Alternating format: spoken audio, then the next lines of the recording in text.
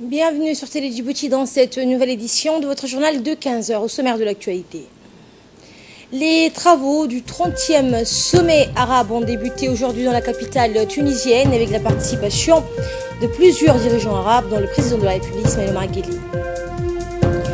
Et Israël réouvre dans la journée d'hier, a connu de nouvelles manifestations le long de la barrière de séparation israélienne dans la bande de Gaza où 4 Palestiniens ont été tués par des tirs israéliens et des centaines d'autres ont été donc blessés. Bonjour et bienvenue à tous. Les travaux du 30e sommet arabe ont débuté aujourd'hui à Tunis avec la participation de plusieurs dirigeants arabes, dont le président de la République, Ismaël Omar Guelleh.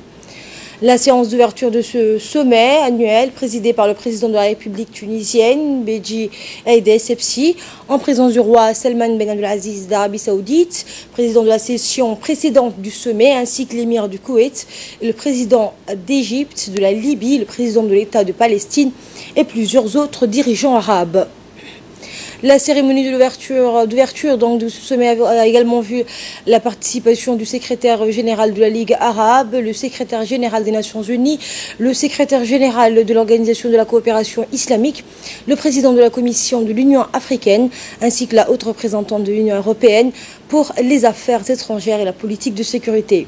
Les dirigeants arabes discuteront à huis clos la réponse appropriée contre la décision du président américain Donald Trump de reconnaître la souveraineté d'Israël sur les hauteurs du Golan syriennes, donc occupées par Tel Aviv depuis 1967. Ainsi, la question palestinienne et le conflit israélo-arabe, ainsi que les derniers développements dans les arènes syriennes, yéménites et libyennes, ainsi que de soutien donc du processus de la paix et du développement au Soudan, en Somalie et la lutte contre le terrorisme international seront les grands dossiers de ce sommet. Il convient de noter que les peuples arabes attendent avec impatience les résultats de ce sommet qui se déroule dans un contexte très complexe, comme à l'accoutumée, ou de sa participation aux travaux de l'organisation pan-arabe. Le président de la République, Ismaël Omar Guelleh, s'entretiendra en aparté avec plusieurs de ses homologues, chefs d'État et de gouvernement participant donc à ce 30e sommet de la Ligue arabe. Une importante délégation comprenant le ministre des Affaires étrangères de la coopération internationale, Mahmoud Ali Youssouf, accompagne le chef de l'État dans le cadre de ce déplacement en Tunisie. À noter également la présence au sein de la délégation conduite par le chef de l'État djiboutien à Tunis de l'ambassadeur de la République de Djibouti auprès de la République arabe d'Égypte, et représentant permanent de notre pays auprès de la Ligue arabe, Mohamedou El-Hissi, de l'ambassadeur de la République de Djibouti auprès de la République française. Donc il est également ambassadeur de la République de Djibouti en Tunisie. Donc il s'agit de Ayed Moussaad Yahya. DER, de son acronyme Djibouti Espace de réflexion et d'échange, a organisé ce matin une discussion portant sur les potentialités et les défis de l'entrepreneuriat à Djibouti dans un lieu qui s'y prête bien, qui n'est d'autre que le centre de l'incubation à Quartier 6, ayant comme invité le ministre de l'économie et des finances, Ilyas Moussa Douale, a éclairé donc de sa lanterne des jeunes venus de tous bords avec seulement une idée: comment entreprendre, les voies et moyens de se munir de cet esprit et la fibre de l'entrepreneuriat. Eh bien, DER est un espace d'interaction qui porte dans son noyau cette démarche que toute idée digne mérite d'être propagée afin de mettre en avant l'information, mais aussi son partage, mais également par-dessus tout communiquer sur les thématiques culturelles, économique et sociale pour tirer le meilleur, mais aussi instruire. En fin de séance, une série de questions-réponses a eu lieu pour clore cette journée qui a porté donc ses fruits. Écoutons les propos tenus par le ministre de l'économie et des finances, M. Ilyas Moussa Douale. Numéro 1, le capital humain. On va revenir parce que ce sont les défis et vraiment les points sur lesquels toute la question de l'entrepreneuriat et du développement du secteur privé sur lesquels vont porter. Et c'est tous les handicaps qui nous empêchent au jour d'aujourd'hui également de voir beaucoup de monde, beaucoup de Djiboutiens s'épanouir dans cela. 2, la diversification économique de Djibouti plus qu'urgente. laquelle diversification principalement tirée par un secteur privé. Tout à l'heure, j'ai parlé d'un modèle économique où c'est le tout État et qui est arrivé à ses limites. Terminé, il faut l'accepter, il faut tourner la page. Le public, il est là pour servir le reste. L'administration doit être au service de ce secteur privé pour créer des richesses. L'État ne peut pas tout faire et il n'est pas destiné à faire tout. Il ne pourra pas le faire. Ensuite, la gouvernance. Voilà un sujet qui va être déterminant pour l'avenir de Djibouti, de son secteur privé, pas seulement du secteur public, mais de son secteur privé également, mais également de son entrepreneuriat, de la promotion de l'entrepreneuriat. La gouvernance, elle est nécessaire, y compris dans l'accès au marché, à la compétition, de façon compétitive. Donc, la gouvernance va englober beaucoup de... Je parle toujours des principaux piliers de notre stratégie nationale. Et ensuite, le dernier point de notre stratégie quinquennale, l'intégration régionale. Si on a le temps, j'aimerais bien également exposer sur ce qu'on appelle les tendances lourdes. Également dans l'actualité, l'association des jeunes d'Assaguela a procédé au nettoyage des écoles dans 3 localités, donc Assaguela, Olganga et Girori.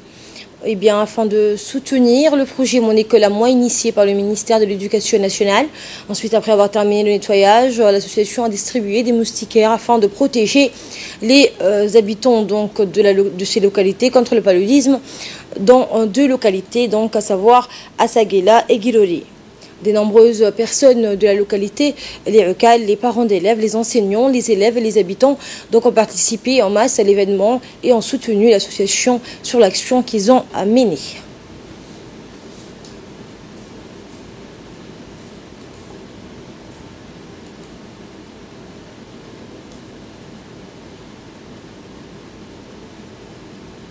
Comme à l'instar des autres régions et de la capitale de notre pays, l'ensemble de la communauté éducative de Dikil s'est fortement mobilisée hier pour organiser la 2e journée citoyenne instituée donc par le ministère de l'Éducation nationale. La communauté éducative, à savoir les parents, les élèves et les enseignants de chaque école, ont procédé à des travaux de nettoyage et d'entretien des salles de classe et aux alentours de l'école. Une délégation composée des autorités civiles et militaires, notamment du préfet, du président du conseil régional, du chef de corps de l'armée de Dikil, d'un parlementaire, du chef de service de l'éducation de la ville de l'Unité et des notables ont sillonné les établissements scolaires pour participer à cette journée citoyenne qui est organisée qui a été organisée hier. Objectif de cette journée étant donc d'impliquer d'abord les parents à la vie scolaire, développer et promouvoir l'esprit des partenariats privilégiés chez les parents d'élèves afin de pouvoir concrétiser une école citoyenne, démocratique et inclusive réputée pour un enseignement de qualité. Également inculquer et imprimer dans le mental de l'ensemble de la communauté éducative le sentiment d'appartenance et de promouvoir l'identification de l'école. Et enfin, de développer les bons comportements et les bonnes conduites chez les élèves afin qu'ils puissent veiller à contribuer à la propriété de l'extérieur de leur école. Pour prendre part à cette journée et effectuer au sein des écoles des travaux de rénovation, de réparation et de nettoyage. L'objectif de cette journée est d'abord d'impliquer les parents à la vie de l'école, de développer chez les parents un sentiment d'appartenance et d'identification à leur école. Le deuxième objectif étant de développer chez les élèves des comportements qui leur permettront de mieux entretenir leur école. Constater que depuis que la journée citoyenne a été instaurée, nos écoles sont propres, belles et accueillantes et favorables aux apprentissages. Donc nous remercions l'ensemble des équipes pédagogiques, les parents, les autorités civiles et militaires qui ont bien voulu prendre part à cette journée. Et nous restons toujours au sud du pays, dans le cadre de la lutte contre la contrebande, le trafic de drogue. La police du détachement d'Ali Sebieh, en collaboration avec la douane de la même région, a saisi hier une importante quantité de sachets de cannabis à la frontière de Galilée. Cette marchandise composée d'une dizaine de sachets remplis de cannabis aurait été acheminée par les contrebandiers en quantité dans la ville d'Ali Sebieh, selon la procédure standard en vigueur. Cette quantité a été détruite en présence du chef de la brigade des douanes d'Ali Sebieh, Idriss Ahmed Bulhan, et le chef de la brigade de la police du détachement d'Ali Sebieh, M. Ibrahim Ahmed. Le préfet de la région, Mohamed Ouabri Assoui, a félicité les agents de la douane ainsi que la police qui luttent jour et nuit contre toute forme de contrebande. Et de là, nous passons à ce qui domine l'actualité hors de nos frontières. La journée d'hier a connu de nouvelles manifestations le long de la barrière de séparation israélienne dans la bande de Gaza, où 4 Palestiniens ont été tués par des tirs israéliens et des centaines d'autres blessés dans des violences qui n'ont cependant pas atteint l'intensité susceptible de provoquer l'escalade redoutée. Depuis le 30 mars 2018, des milliers de Gazaouis prennent part toutes les semaines aux marches du retour, le long de la barrière israélienne, presque systématiquement accompagnés de violences. Au moins 262 Palestiniens ont été tués depuis cette date au cours des manifestations ou des frappes israéliennes de représailles à des actes hostiles en provenance de l'enclave sous blocus. 2 soldats israéliens ont été également tués. Jérusalem, au cœur des tensions diplomatiques, tous deux ont appelé à garantir la liberté d'accès aux fidèles des 3 religions monothéistes et le droit de chacune d'y exercer son propre culte. Leur appel commun intervient alors que Jérusalem est au cœur de tensions diplomatiques, notamment depuis la décision du président américain Donald Trump d'y transférer l'ambassade américaine à Tel Aviv. Le statut de Jérusalem est l'une des questions les plus épineuses en vue d'un règlement du conflit israélo-palestinien.